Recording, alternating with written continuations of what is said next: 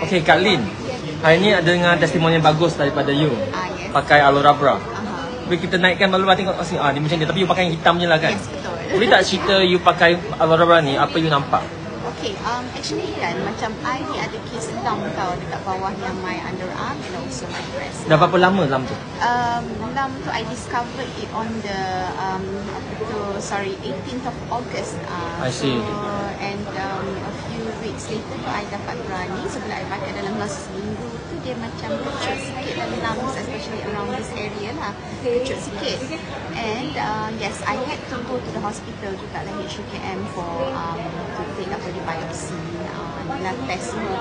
So after the biopsy test tu, supposedly I akan rasa sakit tau, and bengkak my breast. Tapi alhamdulillah dia tak. So I tak ambil painkiller sebab I allergic to painkiller. Pakai aloe bra ni je? Yes, pakai. Siapa yang introduce ni bra ni? Ni. Pandai je kawan you. Bra ni apa yang special sangat yang dia bukan bra biasa kan? I know.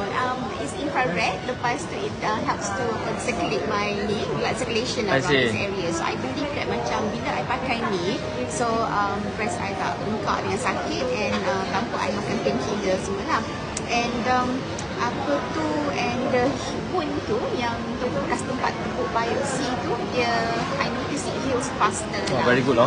Yeah. But how do you feel when you wear this? Is it comfortable? Is it tight or how? It is very comfortable. Yeah? So I don't feel like wearing any bra. Yes, compare your other bra, how does it compare? I chuck my own. Oh yes, So everybody must chuck over this one. Yes, I pakai yang ni, very comfortable. Sebab macam dia tak rasa apa. Nak describe sikit design dia boleh tak? Macam mana dia? So design dia macam ni, and it's got some pads inside here. Okay, so it's like a sport bra, tetapi this the front part is longer.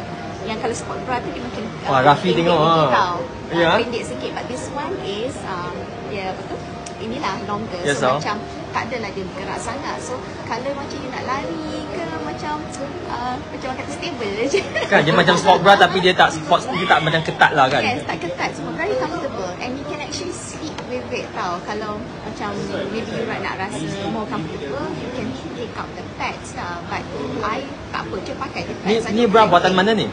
It's from Japan. Japan, yes, from Japan. Very good lah. So kalau nak tahu lebih macam mana? You can contact me. Yeah? Yes. Atau more. Okay. Okay, thank you. Thank you. Alright, well.